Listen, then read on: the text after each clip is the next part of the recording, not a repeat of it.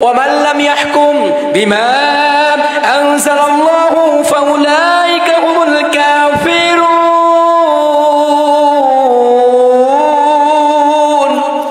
আল্লাহ তাআলা বলেন যারা এই কিতাবের আইন দিয়ে আল্লাহর দেওয়া বিধান দিয়ে যারা বিচার কার্য ফয়সালা করে না তারা হলো কাফের, তারা হলো জালেম, তারা হলো ফাসিক। সুতরাং যারা কোরআনের আইন মানতে চায় না আমরা সেই দলে থাকতে চাই না। কথা কোন ঠিক কিনা?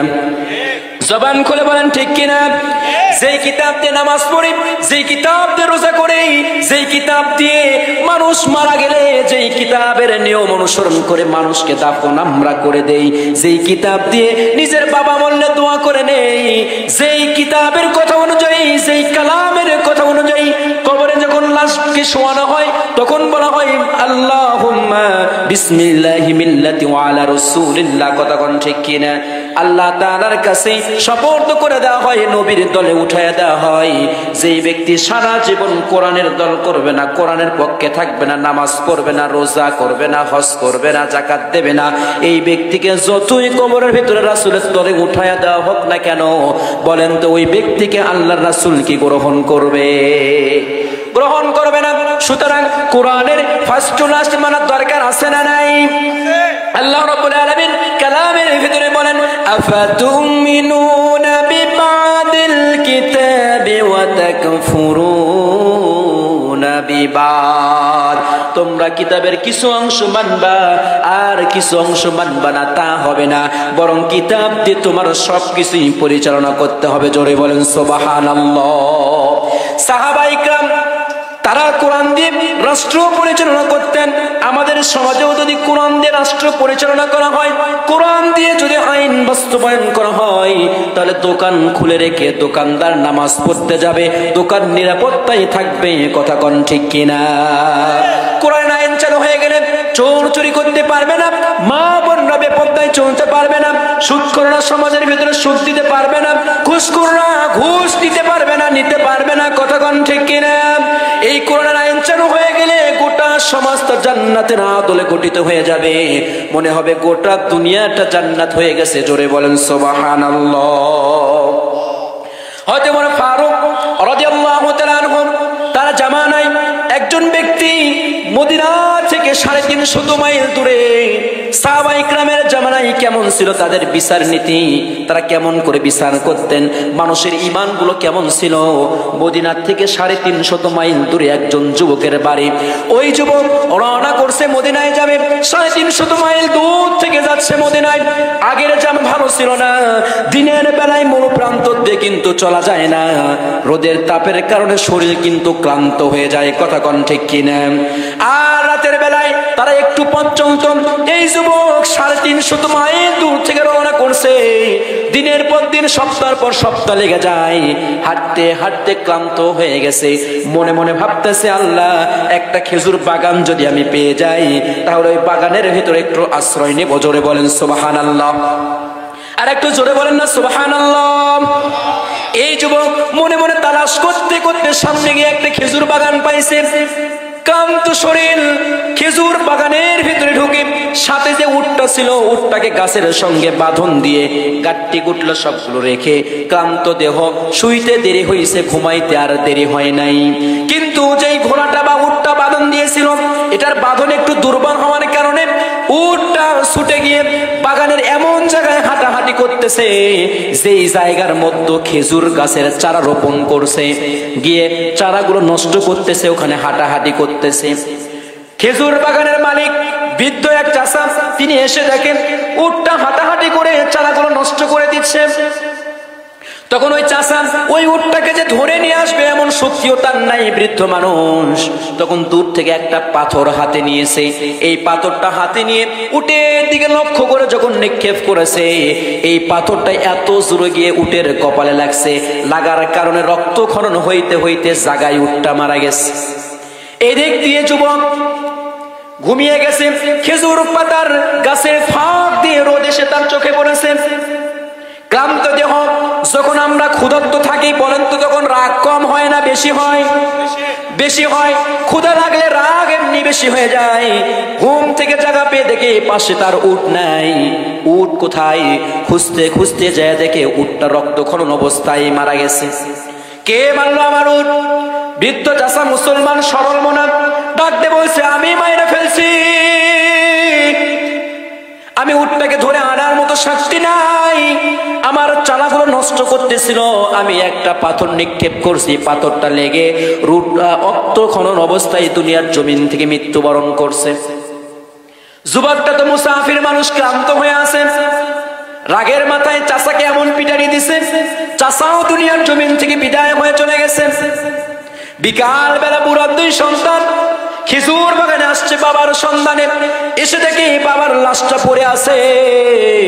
পাশে একটা মরা উট দেখা যায়। পাশে আর একজন নওজোয়ান যুবক দাঁড়ায় আছে। এ নওজোয়ান যুবক, তুমি কি জানো আমার বাবারে কে মারলো?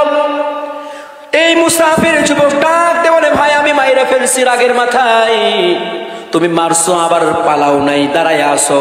বলে, না আমি পালাই নাই, আমি তো খুনি হয়ে গেছি, আসামি হয়ে গেছি। তোমরাও তো মনে হয় মুসলমান, আমি দুনিয়ার বিচার দুনিয়ায় করে নিতে চাই। ও ভাই, তোমরা আমাকে শরিয়া আদালতে নিয়ে যাও, দুনিয়ার বিচার দুনিয়ায় হয়ে যাক। আমি কাল কিয়ামতের ময়দানে আসামির কাঠগড়ায় দাঁড়াইতে চাই না। জোরে বলেন না সুবহানাল্লাহ।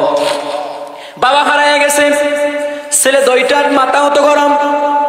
রওনা করছে হযরত ওমর ফারুক রাদিয়াল্লাহু তাআলা আনহুর দরবারের দিকে, নিয়ে বিচার দিয়ে দিয়েছে। ওমর ফারুক রাদিয়াল্লাহু তাআলা আনহু বিচার করলেন, নওজোয়ান যুবক, ইসলামের বিচার হলো হাতের বদলা হাত, জানের বদলা জান, কানের বদলা কান, চোখের বদলা চোখ। তোমার একটা উট মারছে, উট দিয়ে দিলেই তো হয়তো। তুমি মানুষ কেন মারলা? মানুষ মারার কারণে তোমার জীবন চলে যাবে। ও যুবক, মৃত্যুবরণ করার আগে তোমার জীবনের শেষ কোনো আশা আছে কিনা বলো। নওজোয়ান যুবক ডাকতে বলল, খলিফাতুল মুসলিমিন, আমার জীবনের একটা আশা আছে, এই আশা পূরণ হবে কিনা জানি না। খলিফাতুল মুসলিমিন ডাকতে বলল, বলো কি তোমার সেই আশা? তখন নওজোয়ান যুবক ডাকতে বলল, আমি মুসলমান, আমি একজন ইহুদির কাছ থেকে কিছু মাল বাকি ক্রয় করেছিলাম। ব্যবসার জন্য তার কাছ থেকে কিছু মাল আমি বাকি ক্রয় করে নিয়ে এসেছিলাম। ওই ইহুদির বাড়ি আমার বাড়ির কেউ চেনে না, ওই ইহুদি আমার বাড়ি চেনে না। আমি যদি মৃত্যুবরণ করার আগে তার ঋণটা পরিশোধ করতে পারতাম, তাহলে শান্তিতে নিশ্চিন্তে মৃত্যুবরণ করতে পারতাম, যদি তার ঋণটা পরিশোধ করতে পারতাম। খলিফাতুল মুসলিমিন ডাকতে বলল, নওজোয়ান যুবক, তোমার সঙ্গে 2 থেকে 4 জন যে পাঠায়া দিব, তোমার পরিবার, তোমার আত্মীয় স্বজন তাদেরকে ফেরত দেবে, এটা আশা করা যায় না। আবার এখন যে তোমার সঙ্গে একটা কাফেলা 20-25 জন করে পাঠায়া দেব, তাও সম্ভব নয়। মুসলমানরা এখন দলে দলে যুদ্ধের ময়দানে তারা আছে, সুতরাং তোমার কোনো প্রসেস নাই। একটা প্রসেস আছে, তুমি আমানত, তোমার ঋণ তুমি পরিশোধ করতে চাইবা, তোমার পক্ষ থেকে একজন জামিনদার যদি আমার কাছে রেখে যেতে পারো, তাহলে আমি তোমাকে মুক্তি দিতে পারি। তখন নওজোয়ান যুবক ডাকতে বলল, খলিফাতুল মুসলিমিন, আমি অপরিচিত একজন যুবক মদিনার, আমার এই মদিনাতে আমার মা নাই, আমার বাবা নাই। এই মদিনাতে যদি আমার মা থাকতো, আমার মা আমার জামিনদার হয়ে যেত, আমার বাবা যদি থাকতো, আমার বাবা আমার জামিনদার হয়ে যেত। ও খলিফাতুল মুসলিমিন, আমার যদি ভাই থাকতো, আমার ভাই আমার জন্য জামিনদার হয়ে যেত, আমার যদি বোন থাকতো, আমার বোন আমার জন্য জামিনদার হয়ে যেত। ও খলিফাতুল মুসলিমিন, এই মদিনায় আমার কেউ নাই, সুতরাং আপনি আমার যে রায় হয়েছে এটা কার্যকর করে ফেলে দেন। খলিফাতুল মুসলিমিন জল্লাদকে আদেশ করলেন, জল্লাদ যাও, আদেশ কার্যকর করো। জল্লাদ সামনে যখন ছুরি নিয়ে আগাইতেছে, এমন সময় একজন সাহাবী 2টা হাত তুলে ডাকতে বলে, ও খলিফাতুল মুসলিমিন থামুন, ও খলিফাতুল মুসলিমিন থামুন, আমি আমার ভাইয়ের জিম্মাদার হয়ে গেলাম। যিনি হাত বলতে আবু যর গিফারি রাদিয়াল্লাহু তাআলা আনহু, সাধারণ সাহাবী নয়, নবীজির খাদেম ছিলেন। হযরত আবু যর খাদেমে খৈরুল বাশার, খিদমতু মে জিন্দগি ভর না বানায়া আপনা ঘর। আবু যর গিফারি রাদিয়াল্লাহু তাআলা আনহু এমন একজন সাহাবী ছিলেন যিনি নবীজির খিদমত করতে গিয়ে নিজের জন্য একটা ঘর বানানোর সময় পায় নাই, এমন একজন সাহাবী। বিশ্ব নবীর কাছে একদিন হযরত জিবরাইল আলাইহিস সালাতু ওয়াস সালাম বসা, এমন সময় ডাক দিয়ে বলে, ইয়া রাসূলুল্লাহ সাল্লাল্লাহু আলাইহি সাল্লাম, ওই যে চাদর মোড়া দিয়ে হাইটা যায় আপনার সাহাবী আবু যর। নবীজি ডাক দিয়ে বললেন, ভাই জিবরাইল, তুমি কেমন করে জানলে আমার সাহাবী আবু যর? জিবরাইল ডাক দিয়ে বললেন, আমি জিবরাইল আবু যরকে চিনি, শুধু তা নয়, গোটা আসমানের যত ফেরেশতারা আছে সবাই আবু যরকে চিনি। জোরে বলেন না সুবহানাল্লাহ। দুইটা কারণে চিনি, দুইটা কারণে। এক নাম্বার কারণ, লিসিগরি আলা নাফসিহি, তিনি মনে করে যে আল্লাহ পাক জাহান্নামে দেওয়ার জন্য কোনো মানুষ বানায়, তাহলে আমি আবু যরকে মনে হয় বানাইছে। আর একটা কারণ হলো লিসিত্তাতি তিলাওয়াতু সূরাতুল ইখলাস। আর একটা বিষয় আছে, হযরত আবু যর গিফারি রাদিয়াল্লাহু তাআলা আনহু তিনি সবচেয়ে বেশি সূরাতুল ইখলাস তেলাওয়াত করতেন। যেই সূরাটা 3 বার পড়লে 1 খতমের সওয়াব দেওয়া হয়, ওই সূরাটা এত বেশি তিনি তেলাওয়াত করেন, যার কারণে আসমানের সমস্ত ফেরেশতারা তাকে চেনে। সুবহানাল্লাহ, জোরে বলেন। হযরত আবু যর গিফারি তিনি সেই সাহাবী, দুইটা হাত তুলে ডাক দিয়ে বললেন, খলিফাতুল মুসলিমিন থামেন, আমি আমার ভাইয়ের জন্য জিম্মাদার হয়ে গেলাম, আমার ভাইকে আপনি ছুটি দিয়ে দেন। খলিফাতুল মুসলিমিন নতুন করে বিচার কার্য লিখলেন, সিদ্ধান্ত লিখলেন। ওই বাবার হত্যার 2 সন্তানকে বললেন, যাও, তোমাদেরকে আজকে বিদায় দিয়ে দিলাম। আরবি মাসের প্রথম জুমা, এই নওজোয়ান যুবক যদি আসে তাহলে নওজোয়ান যুবককে ধরে বিচার করে তোমাদেরকে দিয়ে দেওয়া হবে। আর যদি না আসে তাহলে এই যুবকের জায়গায় আবু যরের গলা কাইটা হলেও তোমাদের বিচার তোমাদেরকে দিয়ে দেওয়া হবে। সুবহানাল্লাহ পড়ে হযরত আবু যর গিফারি রাদিয়াল্লাহু তাআলা আনহু তিনি ওই নওজোয়ান যুবকের জন্য জামিনদার হয়ে গেলেন। নওজোয়ান যুবক বাড়িতে চলে গেলেন। বাড়িতে যাইয়া ঋণ পরিশোধ কইরা সুন্দর একটা দ্রুতগামীকে সুন্দর করে সাজাইয়া, সুন্দর করে পরিপাটি করে, নিজে গোসল করে সজ্জিত হইয়া আতর সুরমা মাইকা মায়ের কাছে গিয়ে ডাক দে বলে, মা গো, ও মা, আমি তো তোমার সন্তান, আমার বিচার হইব মদিনায়।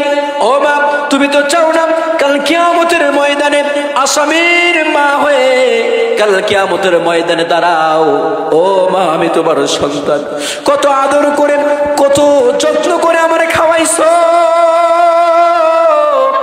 ও মা, তোমার সন্তানের বিচার হইব মদিনায়, দুধের ঋণটা মাফ করে দিও মা। আর কোনোদিন তোমার কাছে তোমার সন্তান বিদায় নেওয়ার জন্য আসবে না। এই বাড়ি থেকে যতবার গেছি ততবার বিদায় নিয়ে গেছি, আবার আইছি, আবার বিদায় নিয়ে গেছি, কিন্তু এইবার একটা বিদায় নিবার চাই মা। এটা জীবনের শেষ বিদায়, আর কোনোদিন তোমার সঙ্গে দেখা হবে না। এরপর বাবার কাছে গিয়ে ডাকতে বলে, বাবা গো, এ বাবা, একটু বার বুকের মধ্যে আমার নাও, তোমার বুকের সঙ্গে আমার বুকটা লাগায়া যায়। কত বুকের মধ্যে নিয়ে আদর করছো রে বাবা, জীবনের শেষবারের মতো বুকটা তোমার সঙ্গে লাগায়া যায় গো বাবা, মেহেরবানি করে শেষবারের মধ্যে তোমার বুকের সঙ্গে জড়ায়া নাও। নওজোয়ান যুবক বাবা মায়ের কাছ থেকে বিদায় নিয়ে মদিনার দিকে রওনা করছে। ওইদিকে শুক্রবারের দিনে এখন পর্যন্ত কোন যুবক মদিনায় পৌঁছে নাই। আবু যর গিফারির কাছে পত্রবাহক পাঠায় দিয়েছে খলিফাতুল মুসলিমিন, এ আবু যর, জীবনের শেষ নামাজ পড়ার জন্য মসজিদে নববীতে হাজির হয়ে যান। মসজিদে নববীতে আজকের নামাজ আপনার জীবনের শেষ নামাজ হতে পারে। হযরত আবু যর গিফারি রাদিয়াল্লাহু তাআলা আনহু জীবনের শেষ জুমার নামাজ পড়ার নিয়তে বাড়ি থেকে মসজিদে নববীর দিকে চলে আসছেন। খলিফাতুল মুসলিমিন নামাজ পড়াইছেন। নামাজ শেষ করবেন, আসসালামু আলাইকুম ওয়া রাহমাতুল্লাহ, আসসালামু আলাইকুম ওয়া রাহমাতুল্লাহ। খলিফাতুল মুসলিমিন সালাম ফিরাইছেন, এখন পর্যন্ত মদিনায় কেউ আসে নাই। সকলের চোখে টলমল করে পানি। খলিফাতুল মুসলিমিন বিচারকের কার্যালয়ে বসে গেলেন। বসার পর জল্লাদকে আদেশ দিলেন, জল্লাদ যাও আবু যরের গলা কাইটা তাদের বিচার তাদেরকে দিয়ে দাও। গোটা মদিনায় কান্নার রোল পড়ে গেল। একজন দোষী মানুষের জায়গায় নির্দোষী একজন ব্যক্তিকে ফাঁসির আদেশ দেওয়া হয়েছে, গলা কাটার আদেশ দেওয়া হয়েছে। জল্লাদ এক কদম আগাই তো দুই কদম পিছাই। এই বিচারকের আসনে এই জায়গার মধ্যে জল্লাদ যতদিন গলা কাটছে, যতদিন ফাঁসি দিয়েছে, জল্লাদের চোখে পানি দেখা যায় নাই, কিন্তু আজকে চোখে পানি টলমল করে। সবাই কাঁদে, কিন্তু আবু যর হাসে। সবাই ডাক দে বলে, আবু যর তুমি কেন হাসো, কেন তুমি হাসো? আবু যর ডাক দে বলে, কেন তোমরা কাঁদো, তোমরা কেন কাঁদো? আমি তো বিশ্ব নবীর একজন কালিমাওয়ালা উম্মতের জন্য জীবন বিলাইতে পারতেছি। কাল কিয়ামতের ময়দানে আমার নবী একজন কালিমাওয়ালা উম্মতের জন্য, একজন কালিমাওয়ালা উম্মতের জন্য হাসরের ময়দানে বাচ্চাওয়ালা মুরগির মতো উড়াল দিয়ে সিজদায় পড়ে কাঁদতে থাকবে, রব্বি হাবিলি উম্মতি। আল্লাহু আকবার বলেন। সেই নবীর উম্মতের জন্য আমি আবু যর জীবন বিলাইতে পারতেছি। এটাও তো আমার নাজাতের ওসিলা হইতে পারে। জল্লাদকে আদেশ করা হলো, ও জল্লাদ আদেশ কার্যকর করো, রায়টা বাস্তবায়ন করে দাও। জল্লাদ চোখের পানি ছেড়ে দিয়ে এক কদম সামনে আগায় তো দুই কদম পিছায়া যায়। এমন সময় কে যেন ডাকতে বলে, খলিফাতুল মুসলিমিন একটু ধৈর্য ধরুন, একটু সবর করুন। ওই যে তাকায়া দেখে মদিনার বালুচর উড়াইয়া, মদিনার বালুচর উড়াইয়া কে যেন মদিনার দিকে আসতেছে। একটু ধৈর্য ধরেন, একটু সবর করেন। যুবক দ্রুত গতিতে আউলা কেশ পাগল বেশে মদিনায় ঢুকছে। এসে ডাকতে বলে, খলিফাতুল মুসলিমিন রাস্তার ভেতরে ঘোড়ার জিনপুষ ভেঙে গেছিল, যার কারণে আসতে দেরি হয়ে গেছে। ওই জায়গা থেকে আমার ভাই আবু যরকে নামায়া দেন। আমি গুনাহগারকে ওই জায়গায় উঠাইয়া আমি গুনাহগারের রায় কার্যকর করাইয়া দেন। আল্লাহু আকবার। সাহাবীরা হতভম্ব হয়ে গেল। খলিফাতুল মুসলিমিন তাকায় আছে। যেই যুবক 350 মাইল দূর থেকে খুনের বোঝা গলায় নিয়ে দুনিয়া থেকে বিদায় হতে চায়, একে আল্লাহ তাআলা বহু আগেই মাফ করে দিয়েছে, কিন্তু বিচারের রায় যেটা, এটা তো কার্যকর করতেই হবে।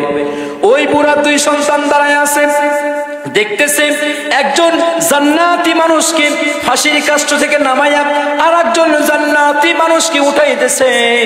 ওই দুই ভাই ডাক দে বলে, খলিফাতুল মুসলিমিন থামুন। 350 মাইল দূর থেকে যেই ব্যক্তি এই জায়গা পর্যন্ত আসছে, আমাদের বিশ্বাস এই ব্যক্তি কখনো ইচ্ছা করতে মানুষ মারতে পারে না। ওই জায়গা থেকে নামায়া দেন, আপন ভাই বানায়া বাড়ি নিয়ে যায়।